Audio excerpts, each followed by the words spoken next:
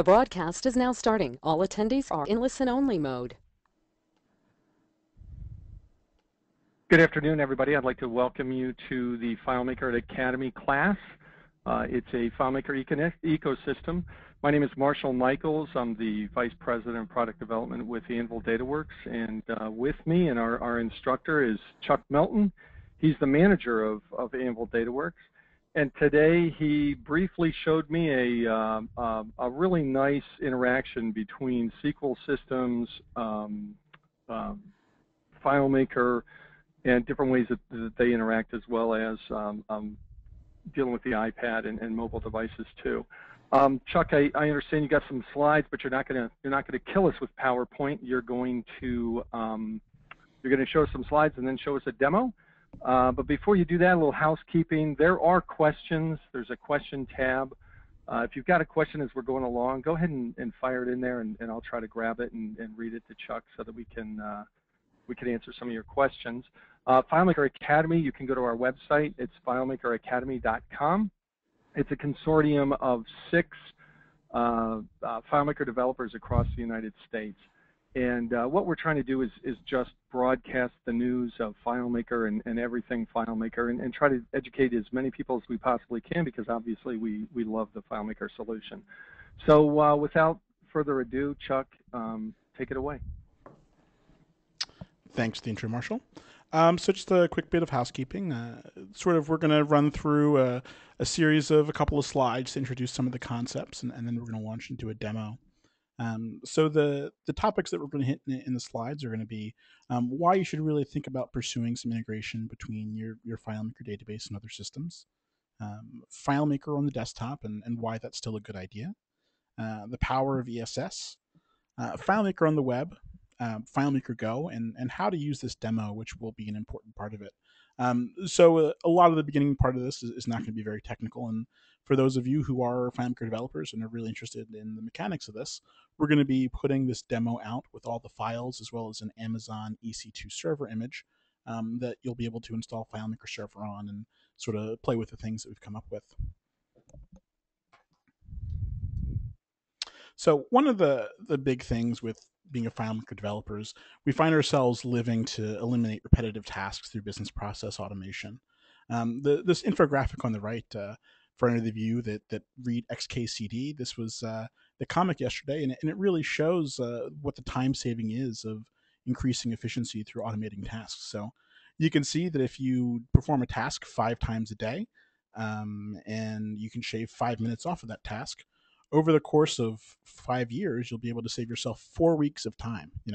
That's not even accounting for the workday. So it's more like 12 weeks or 3 months of your life back from automating 5 minutes a day. So by eliminating some of those double data entry tasks that come up when you have 3 different systems performing 3 different tasks that really are using the same set of data, you can tremendously gain some efficiency.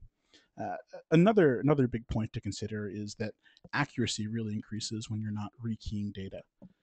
So by having some integration, you'll be able to see where the data is logically going to come into your systems first, and what system should really be the authority. And by building those things into your integration, you can make sure that you're going to have great data throughout everything that you're using. And the last point here is really to consider your process and what building some business process automation into your integration can allow you to do. A lot of times, if you're using 3 different tools for 3 different tasks with the same set of data, you're going to find your process changing to fit the tools, instead of being able to really master your process and use that to drive everything else that you're doing.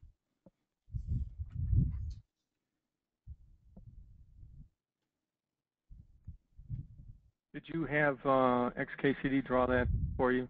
No, that kind of power, Chuck? That was sheer providence, I guess. It's Randall definitely, Monroe, the guy. Definitely, right. So it's just a stroke of good luck. So with FileMaker on the desktop, one of these things that you always hear about when you're talking about business applications these days are whether client-server architecture is dead, and software as a service and cloud computing are the really big buzzwords in the industry. And while they have some really powerful advantages, client-server is far, far from dead. you get tremendous gains in performance and flexibility and security. You're running your own server, you're running your own application. You can make the changes to it that you need to make to follow your process and for your business. And performance wise, things that are running locally in your network are going to run faster than things over the internet. It's just a simple matter of logistics. So all of those things are going to keep client server applications around for quite a while. And as people who are really embraced custom software, that flexibility component, I think, is maybe even the biggest key there. Um, another thing with FileMaker Client, FileMaker Pro, is that it really does offer some really powerful and compelling features for your users. You know, teaching a user how to create a complex find, or building some basic task automation for them, you're really empowering them to do some very, very powerful things that are going to be more difficult to do on a web-based application. Working with large data sets, exporting and importing data, creating these really complex finds, and just creating a tool that knowledge workers can use, really is not something that you're really going to be able to replicate with a lot of the current cloud and SaaS applications. The other thing that using the FileMaker client really does give you access to is the world of plugins. We're not really going to talk about all the integration possibilities that come with FileMaker plugins today. There are things out there that can allow you to integrate with QuickBooks and Exchange Server, different calendaring platforms. Basically, anything that you'd like FileMaker to talk to, there's probably a plugin for it. I mean, as well as some of the OS level scripting and the great things you can do with JavaScript using 360works Scriptmaster plugin. So it really makes a really powerful platform to have this extensible application.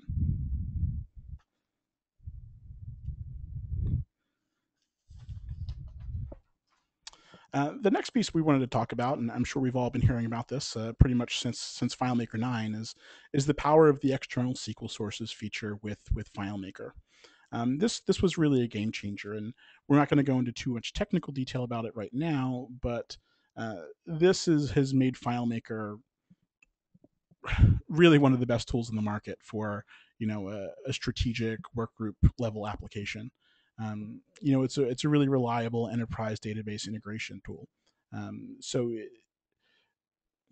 uh, by providing your FileMaker users with the information they need from an enterprise system, you're kind of relieving them of the burden of having to jump into a separate system and log in and navigate to the bit of information they need to find, or to dig down 16 levels to be able to update a status feature.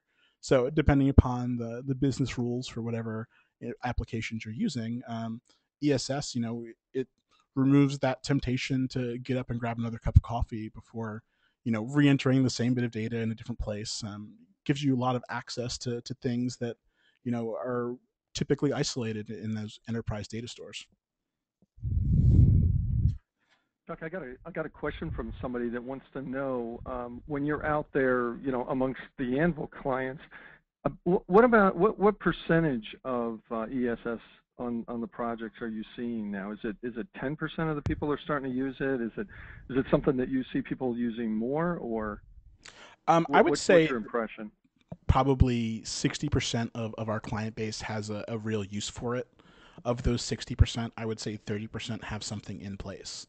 Um, there are so many applications that people use, and even if it's not a big enterprise level software package, one of the popular uses for it that we're going to talk about on the next slide is integrating with web applications. There's tons and tons of web applications that have a MySQL backend, and being able to work with the web developer and give them a tool that they know how to use, like updating MySQL, as opposed to teaching the FileMaker API, um, really is a game changer. So you can get these really skilled web developers using these applications that are freely available and have a lot of um, really great features. It basically accelerates the ability to integrate FileMaker with the web. In addition to that, just some of the SQL accounting packages out there, ERP systems, some of the more enterprise CRM stuff. It seems like everybody has a use for it. And the good news is you really don't have to change their structure at all, right? I mean, you're just tapping into what they already have. You Right. So you're basically gonna live within whatever rules they set down for you, and I would say 90% of the time we're just reading information from those sources, and we'll kind of touch on that a little bit once we hop into the demo. okay? Gotcha.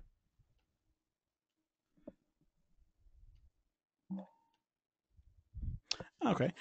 So we started touching on this a little bit, but FileMaker on the web is one of those pieces of the integration puzzle that have been kind of changed over the years, and they finally settled on the FileMaker PHP API, and it's a really great tool.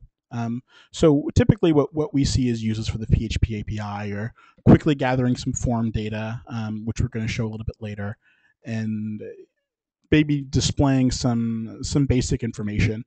You can build a complex web application with the PHP API, but as we mentioned, using ESS with MySQL and some of the existing applications out there that are built using that PHP and MySQL stack, are often a better choice to go. But in terms of being able to quickly integrate something to the web, the PHP IP is a really, really great tool.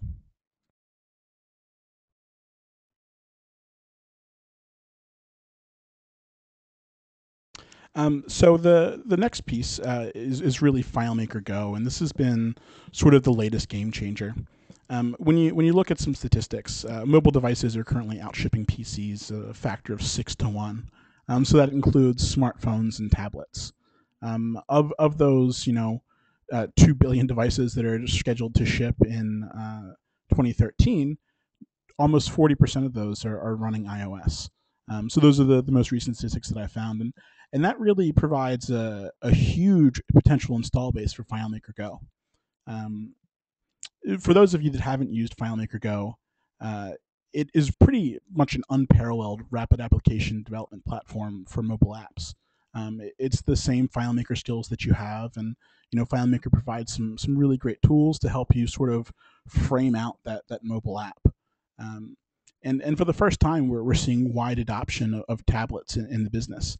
So it's pretty easy to build an application that's going to run on a tablet that's for the first time ever a really truly good replacement for a clipboard and pen and paper. You're accelerating the speed at which you can gather data. You're getting really accurate information, and you're enabling yourself to capture images and signatures, integrate with credit card payments, all of those sorts of things that people have been wanting to do for a long time, and the technology has really just caught up. And FileMaker Go is very fortunately at the forefront of being able to deliver a custom application to a mobile device.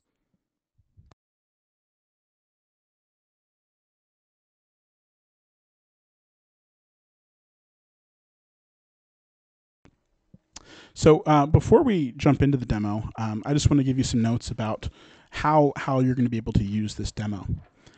So all of the files will be posted separately, but as I mentioned, we're also running this demo on an Amazon EC2 or Elastic Cloud server. So this allows us to create a public image.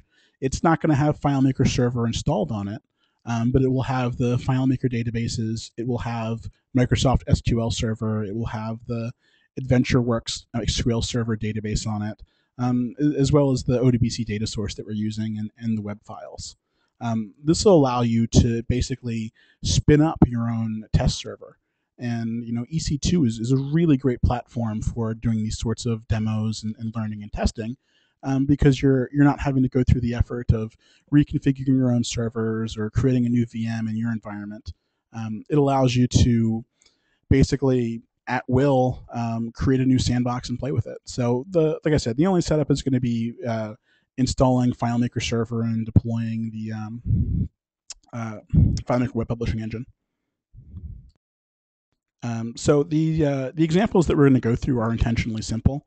We want you to be able to spin up the example server or deploy the files onto your own server and play with them. So we're not doing anything too fancy. It's really just to give you an idea of what you can do, and some examples for doing some basic things. The file that we're using in this example is a very slightly modified version of the time billing FileMaker starter solution that comes with FileMaker 12. So I think we added one table, some ESS tables, and 2 scripts, as well as modified a couple of layouts. But you can see that it's going to be a very basic modification of that starter solution.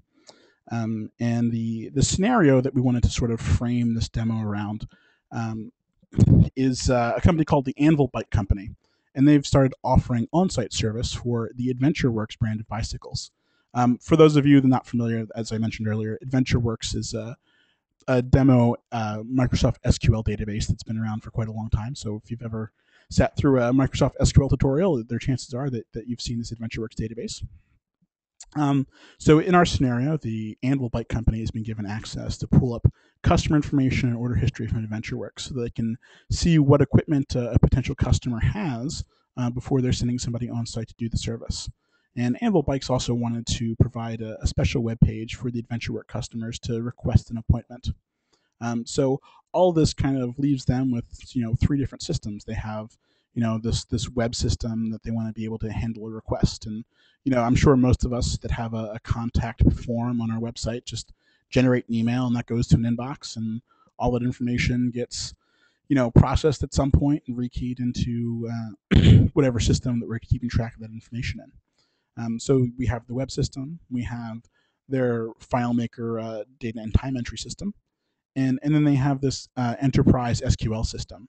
So instead of kind of hopping back and forth and keying info in from emails and then going and querying this enterprise system to get the information, we are just doing some really basic integration in order to streamline this process.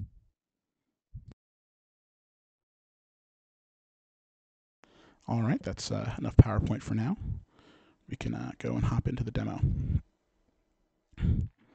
So as I said, you can see this is our Amazon EC2 server in the background that we're running and through RDP. Here's our Microsoft SQL Management Studio, and you can see that this AdventureWorks database is pretty big and cumbersome. I think there's about 70 tables in it, as well as a lot of other schema. We don't really need to see a whole lot of that right now, so we'll minimize it. This here is just our www root with our web pages in it, and then we have our FileMaker server.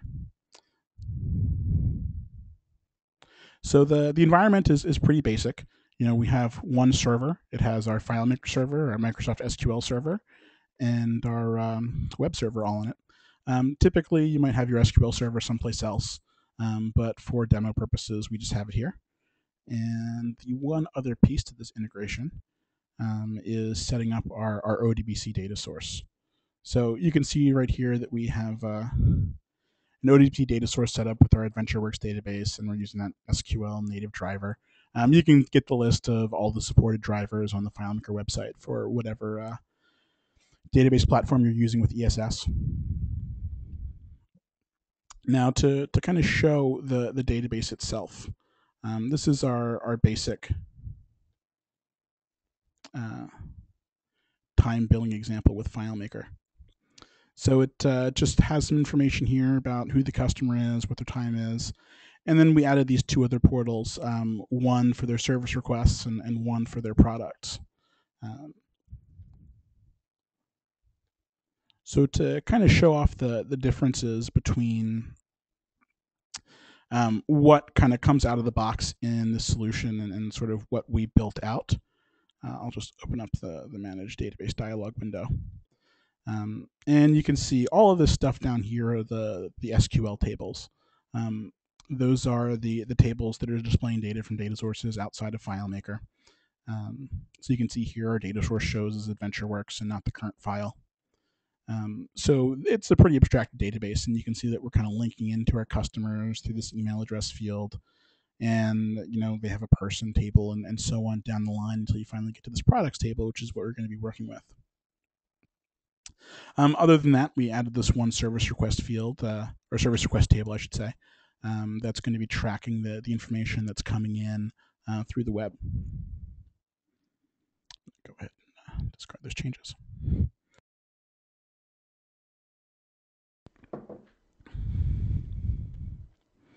So you can see that we have the service request table in here, and we're going to kind of show off a couple little things here. Our process really starts with this form here getting filled out. So this is just a basic web page, and for those of you that are familiar with HTML form development, it is literally just a basic submit form. It has 3 text inputs in a text area and a submit button that's pointing to a web page that's using the FileMaker PHP API to process a form. So we're just going to fill this out. We're going to say test user test at testuser.com.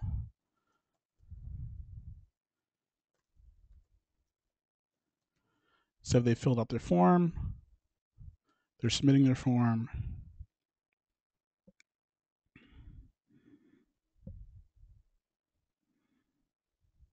And it goes through. This is running on one of the micro instances of EC2. So the server that's running everything has a whopping 630 megabytes of memory. So some things may occasionally bog down, especially if we have this Microsoft SQL Management Studio up. So we're just going to go ahead and close that. I don't think we really need to dig into any of the schema information for AdventureWorks. All right. You're not going to build us out a completely different database or anything? No, I don't think anybody wants to see that. Right, okay. Right. So that we can see here, we got a little bit of information back. Our service request number is 41. We'll be in touch shortly. We hop over to our FileMaker database, and lo and behold, here's this number 41. So you can see that we have these 2 fields here where it says AdventureWorks customer or Anvil customer. These are basically just checking to see if there's a record for one of these service requests in either our customer database or the AdventureWorks customer database.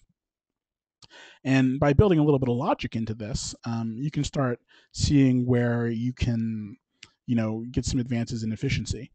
So if you're just getting junk data off the internet, or someone is submitting a request someplace that they shouldn't be for this specialty AdventureWorks service request, you can see there's something going on with this. Maybe this person put in a different email address, or they miskeyed something. You can know to look at these a little more carefully.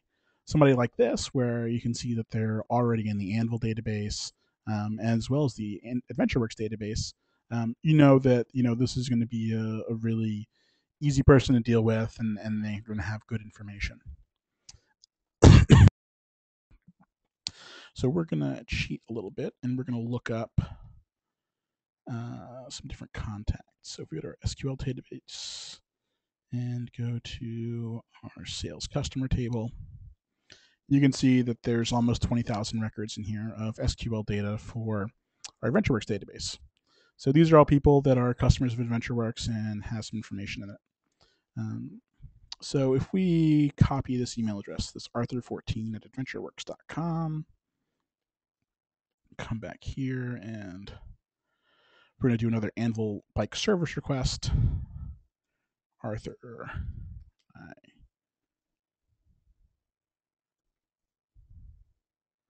we put in our Arthur the 14th, and he needs a new bike. So that's essentially some junk data. We can see that his real name was Arthur Raman. So before we submit it, we're going to go and take a look at our customer information, and we can see that we don't have an Arthur Raman here. We're going to go to our service request table, and we're going to go ahead and submit this. Yeah, that's a lot faster with that SQL Studio closed. So service request number 42, we can see over here, this Arthur record came in, and we can see they submitted as Arthur the 14th. We can see they're an AdventureWorks company or customer, but they're not in the Anvil system. So this little button here, you can, as we mentioned earlier, by building some process automation into the integration instead of just, blindly shuffling information around, you can increase the quality of your data and the accuracy. What this is going to do is it's a little script that's going to say, hey, if this is an AdventureWorks customer, let's just copy over the information from the AdventureWorks database so that if we're giving information back to AdventureWorks, we're giving them the right stuff. So we're going to click this Go to Customer button, and you can see that it brought over that Arthur Raman. So this is an instance where we're treating that SQL database as the authoritative source and not really trusting the information that comes in over the web. So whatever your business rules are, you can provide scripting to suit whatever you're doing there. But in this case, we're going to treat this big company as the source, and we're going to use the big iron database. So over here, you can kind of see that we have some products. We can see that we have this April 30th request in here. Details, I need a new bike. And down here, you can see the products that they have purchased from AdventureWorks. So that's all coming in just based upon the email address, and that's what we're using as a unique identifier. So to show some of the back end of that, it really is super, super basic. We're going to hop over to our EC2 machine. And it's all basically three database files. And these database files that we're using are essentially just a modification of the example or tutorial files that come with FileMaker Server. And if you've never seen those, if you go into your FileMaker Server folder, there is an examples folder. Inside that examples folder is a PHP API folder with, I think, 5 or 6 different lessons. So the first one is just a super basic HTML form. So there's nothing going on here. This is no magic. This is basically the same HTML that you could create in 1995. Super basic stuff. We just have a table, a couple of inputs, and the submit button. And we're telling it to go to that handle form PHP page.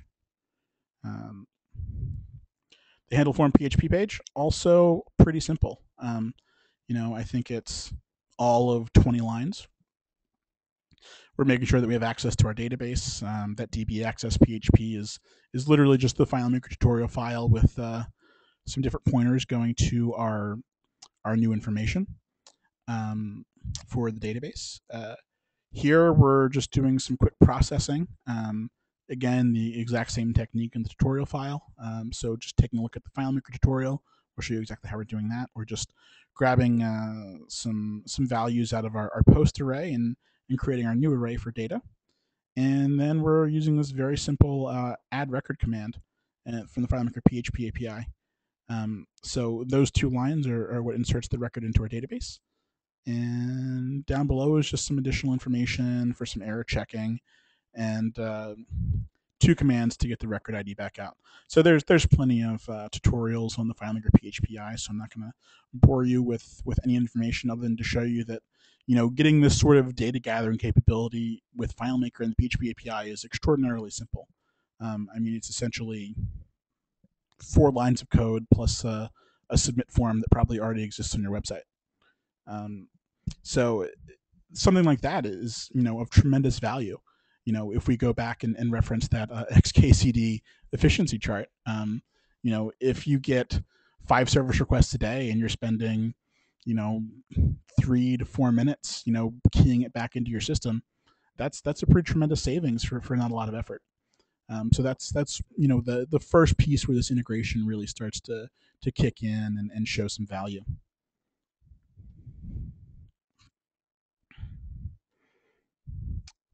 So we're going to hop back over to the database, and we're going to kind of talk about the integration with the ESS and the ODBC stuff. So in order to provide some information on the process, we sort of created these 2 fields.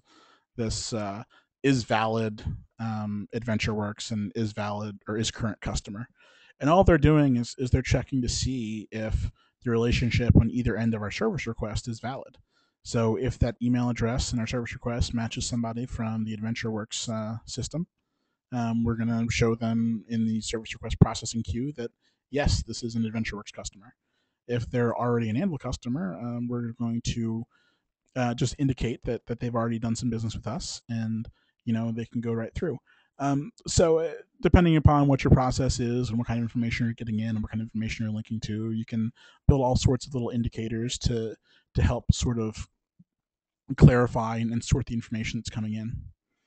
A lot of times when you're doing an integration with another system, you don't really have necessarily a common key.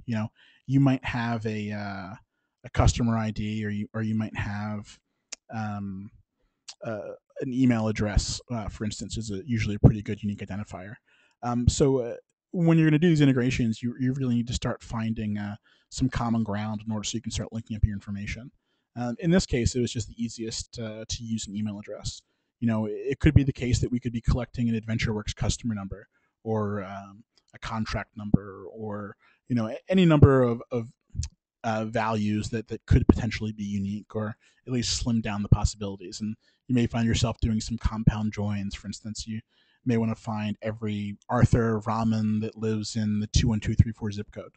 Um, Anything that's going to allow you to sort of pare that down. So you may not be able to do these direct links initially. So there may be some processing involved to make sure that the records in your FileMaker system are going to link up with whatever the ESS data is. And again, that all depends upon what kind of data you're using and what your process is.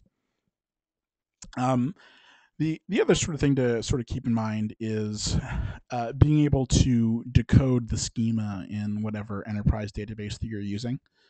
Most of them will be fairly well documented. You can go to Google and you can do a search for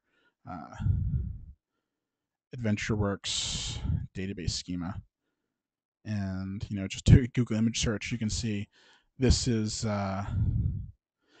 what I use to sort of decode the structure to find out what we should be linking with. Definitely you want to talk to whoever the database administrator is on the enterprise database side, or if it is a publicly available or commercially produced database, a lot of times that documentation will be there. And you really want to keep whatever business logic that exists in the SQL side very much in mind, and make sure that you're doing things the way that they do them. Otherwise, you're going to have some unexpected results and maybe get some bad data out of it. And as many people have stated, it's usually a good idea to use this to read data. You can update data through ESS. Just be very, very careful of the business rules involved. Typically, if you're going to be doing a lot of data updates, it's going to be better to have whatever platform you're using have a stored procedure for updating some data, just to make sure that any triggers or anything that need to happen to follow the business logic on the external database side are going to be in place.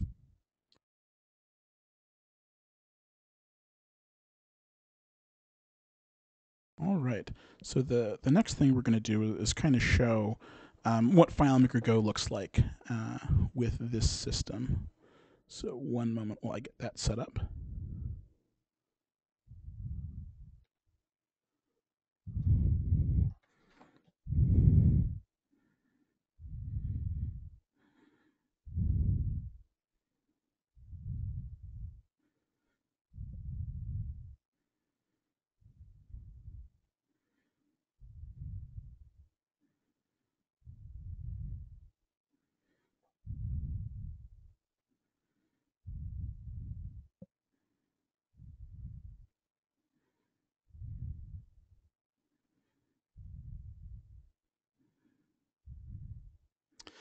In case no one has ever seen it, right now I'm using a little app called Reflector.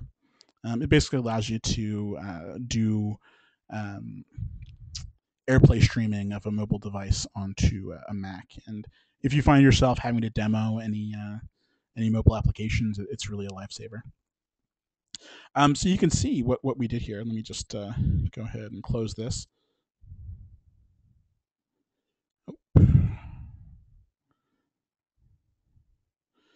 We're just opening this up, basically the same as any other application, just doing it on the iPad. And we're going to open our time billing. And you can see that almost all of these new FileMaker starter apps have iPad interfaces built into them. So if we go and look over here, you can see there's a whole set of iPad layouts. So if you need to learn some techniques for creating layouts for the iPad or how to steer your users into some iPad specific layouts, the FileMaker Starter Solutions are really a wonderful tool. So we can see here if we go and we have our 4 records in here, and it's a nicely formatted interface, and it essentially took no effort, right? It's just the FileMaker layout that came with the starter solution, um, and we did some modification on it. Just a second while it loads up, and let's find one of our newer customers. So we can see here the ability to provide this enterprise SQL data linked up to a web service request to someone in the field using a mobile device. Chances are you're probably not going to be able to get to that SQL data too easily with an iPad or an iPhone in the field, and this is going right through FileMaker Server so that we can see either the service requests history and the product history for the users right there.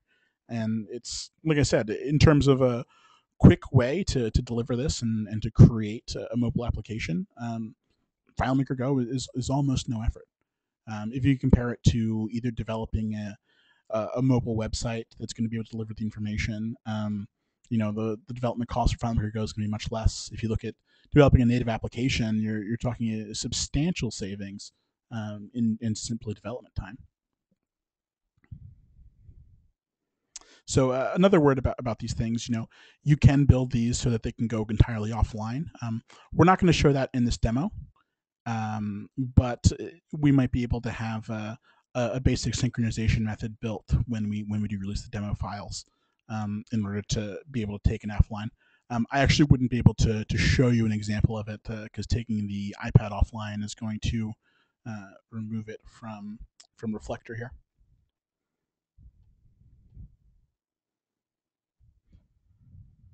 So Reflector, I don't want to confuse it and take us down another place, but Reflector is just an app that shows what the iPad that's sitting on your lap right now is showing, right? Yeah, it's like screen sharing for the iPad or iPhone. Okay. So I'm not going to dig too deep into doing really development any of these things. The idea was to sort of show the value of an integrated system. So we're taking a basic web request, we're linking it up with some SQL data, we're processing it in the FileMaker desktop application, and then we're being able to use that on a mobile device. And all of these things are done with the FileMaker Starter solution and sort of a minimal amount of coding or effort. So, I mean, really to kind of dig into this stuff, we'll definitely encourage you to either grab the files or grab the EC2 image that we're going to publish. And I think with that, we'll sort of open it up to questions. Great. Well, I do have one question here for you, Chuck. That Jared's asking us: Do you have to integrate your FileMaker server with the ESS, or is that done on the data file that you're running? So, in other words, do you integrate the server itself, or is it a file by file basis? So what you have to do is on the server that you're using, you have to set up that ODBC data source.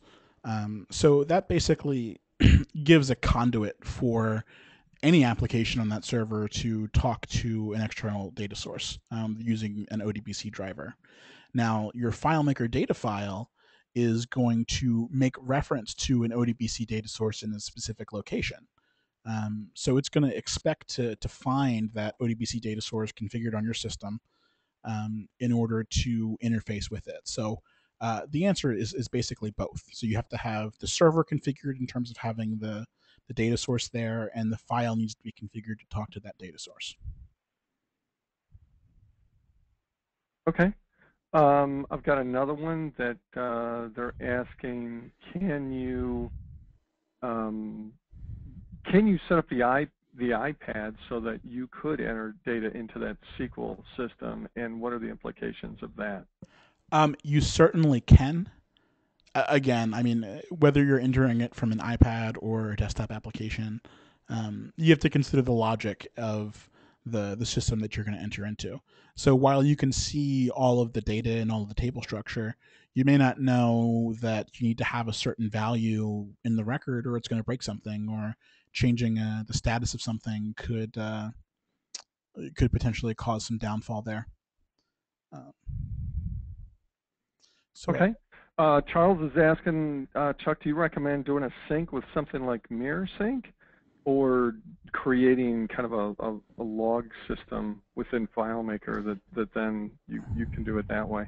Now Jesse with 360 Works, who's part of FileMaker Academy, doesn't he have a product that does this as well? yeah, that is MirrorSync. So there's two big I guess sync products out there. There's MirrorSync and there's GoSync. Both of them are tremendous. I think you know might be a little bit biased because 360 Works is an FM Academy member, but I do prefer MirrorSync. What we have found is that it really depends on the application. If you're going to be using an iPad in a really good saturated environment, it does make sense to connect directly. Typically, in this instance, we would build it with a synchronization mechanism, and what we'll probably publish with these files is kind of a very basic, just FileMaker scripting synchronization framework. Um, so if the database is going to go offline on the iPad and you're going to be trudging around, Lord knows where with it, and either not have a cell signal or not have Wi-Fi, or maybe it's just going to be spotty. Synchronization makes a lot of sense. So there is a lot of consideration that comes with that in terms of It's what. really the business logic, though, right? I mean, if you're using it in a contained warehouse where there's Wi-Fi all the time, it's one thing. But if you're out in public space where you don't know, that's probably the logic that you have to follow, right? Right. So again, Um, I could wax nostalgic about that, but yes, whatever logic there is, you can go either way. Thaleen wants to know, is the data encrypted in transit between the FileMaker server and the ODBC system? That actually depends on the configuration of the ODBC data source. So yes, Mm-hmm. it can be, or in Thaleen's case, hi Thaleen. If you're at NIH and you're on the network, it may not be as much of a consideration, but you Mm-hmm. can set up that ODBC connection to be encrypted. Okay. And how about large image files? I've got a catalog with images that I want on the iPad and give to my salespeople so that they can go out and about and show clients maybe what their backyard might look like or something like that. How do you propose managing those large image files? Put Large them on the image files. iPad or Uh, if you're going to be using that with FM Go, you definitely want to synchronize those. You don't want to be pulling those up live. I mean, it depends on the definition of large, right? And wireless data connections are getting better every day. But if they're 5 megabyte images, and you might be in Western Montana, where there's probably no 4G yet, you want to have those locally on the device. So there are some actually interesting techniques for doing some mobile device synchronization of images. I forget who brought it up, but Pause on Air in Portland this year, there was actually a lot of talk about synchronizing images with FileMaker Go, and I would encourage you to check out the Pause on Air site. I'll try to and what post is that. that? Pauseonair.com is that? Yeah, I would probably just do a Google Sorry. search for Pause on Air. I can't really remember it off the top of my Okay. head. Okay. Yeah, that Google thing. Yes. Okay. Um, it looks like we've taken care of pretty much all the questions that are on here. Oh, here we go. Here's another one from John. If I take photographs in the field using FileMaker Go, can I synchronize these to the server? Yes, you can. So there's a couple of different ways you can do that. You can push the entire image up to the server. There are some ways to do some processing on the iPad itself to push a smaller image up on the server.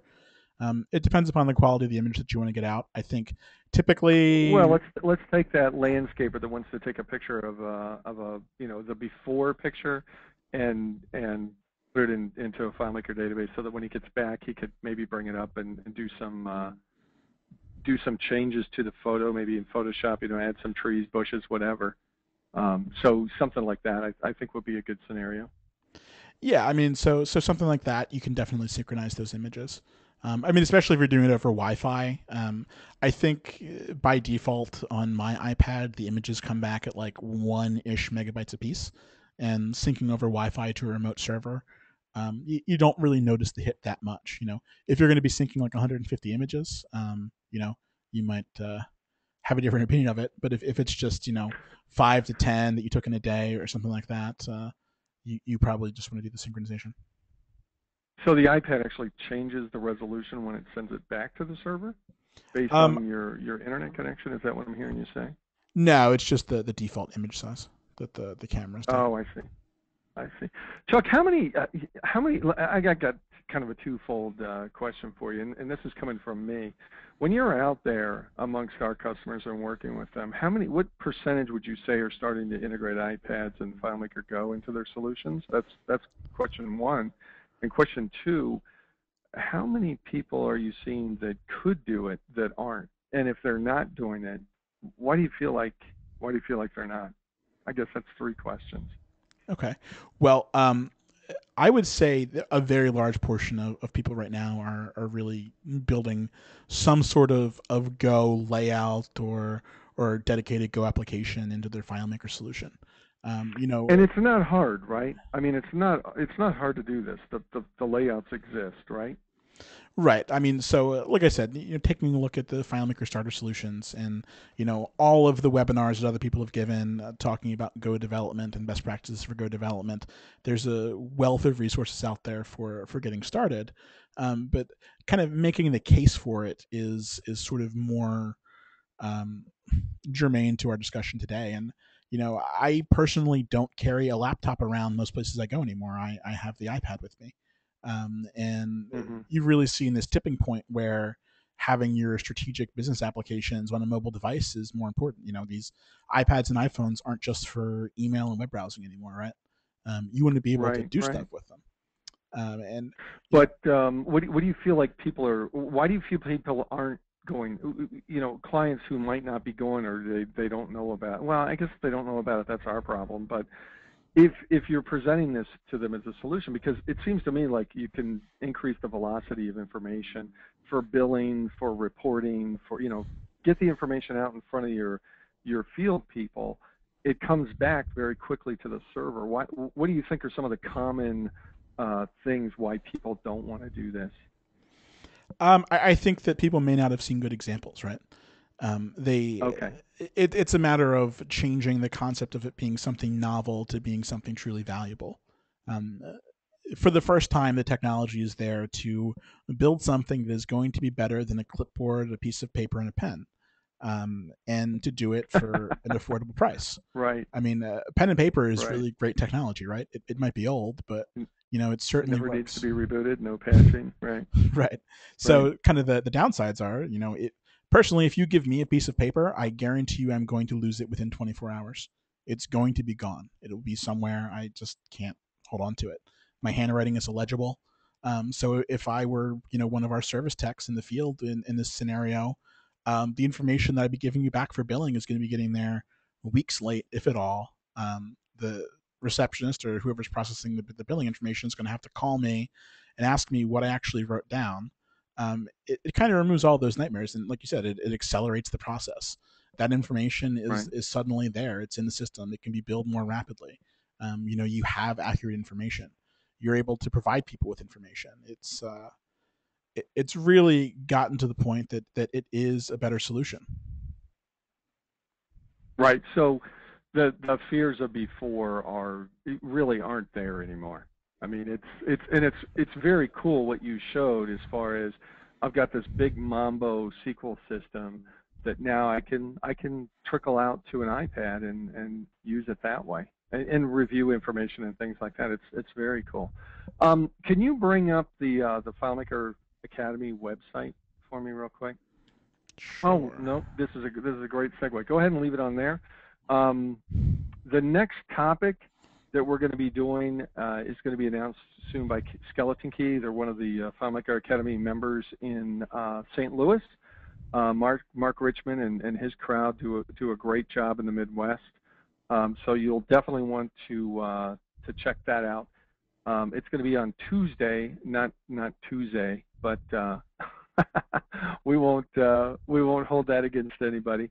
But if you could bring up the FileMaker Academy class, I kind of want to, or the main website. This is basically how it breaks out. We've got different people in different regions. So if you're looking at Atlanta or Connecticut, just go to the FileMakerAcademy.com. Any information that is presented here, all the members of the Academy know about it and are well versed. I would say that we're all platinum partners of FileMaker. We all live, breathe, talk, and live FileMaker. So just click on any of the links in the town closest to you, and that'll get you hooked up with the right people. We are still, Chuck, getting a couple questions put in. Do you have time to answer these, or Yeah, we are certainly we do. running up against the wall? I think we're still good. I did want to rewind Okay. to one that I think you skipped over. Okay. Well, how about John's asking if people are expressing concerns about web security? Is that the one? Go ahead, and I think I see the one that you're talking about that we might have missed. Okay, so I mean, with John's question, as long as your process is secure and you have some security standards, you're going to have a secure FileMaker Go application. So the traffic to and from the FileMaker server can be encrypted. That's literally a checkbox setting on FileMaker server, and at that point you have encrypted information. In terms of comparing it to web security and web form security on the mobile device, those are instances where you need to have your pass lock enabled on the mobile device. You need to have the ability to remotely wipe your data. I mean, all those things. You might look into some mobile device managers like AirWatch to make sure that you have a security policy in place and that you're managing these devices just like you would manage any computer. Mm-hmm. Jared is asking, how does the data source setup work on the Mac? Okay. So on the Mac, there is an ODBC data source manager. So that is installed by default. What you do have to do on the Mac is that you have to actually purchase an ODBC driver, and I believe it's made by a company called Data Direct. So on the Mac, you do have to purchase it, and one driver basically will handle, I think, everything that FileMaker does with ESS, and the specific supported version is available on the FileMaker website. You can see which one you have to purchase, and just make sure that you get the right one. It works a little bit differently on the Mac, and you have to make sure that you either buy a single user or 5-user or work group pack from Data Direct, and that's really the only caveat for setting it up there. In terms of developing the file, that same data source definition in the file, or for the remote data source will work whether it's being hosted on Windows or a Mac. Mm-hmm. All right, and I guess we could finish up, Chuck, by how can somebody watch this later if they wanted to, and or how are we going to show them how to use the Amazon product? Okay, so this recording will be posted on our website / YouTube channel, so you'll be able to go back and review this. We're going to provide you some instructions for sort of spinning up the EC2 image. It can be a little interesting if you've never done it before, but there's a publicly available catalog of images for servers. And like I said, this will have the SQL database that we're using, the AdventureWorks database. It will have some basic configuration so that the port configuration and all the routing is set up for you, as well as the web files and everything. All that you'll have to do is install FileMaker Server on it. We can't give away a FileMaker Server key for free. FileMaker Right. FileMaker usually has something to say about that. Yeah, so if you're a member of the FileMaker developer community, you can use your demo key on there or something like that. Or oh, great. And so we'll have some basic instructions for the EC2 image. We'll post the files separately if you just want to put them on your regular server, and you can get that set up. Now, do you post them on this FileMaker Academy site, or do you post them on the Anvil site?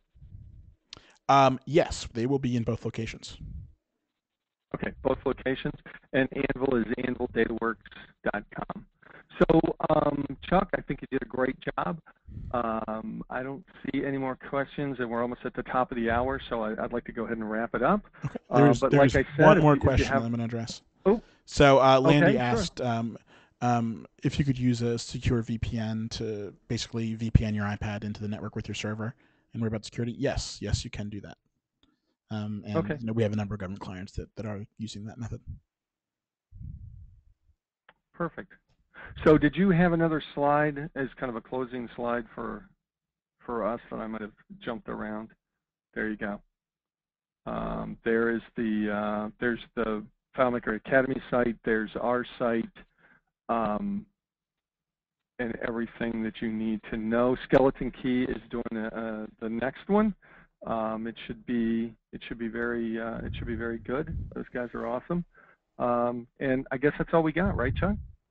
That is. Thank you all for joining us. And if you have any questions, please let us know, and we will do our best to answer them. And we'll try to get these files and the Amazon image posted as soon as we can. Perfect. Well, thanks a lot, Chuck. Great job. All right. Thank you. Bye-bye.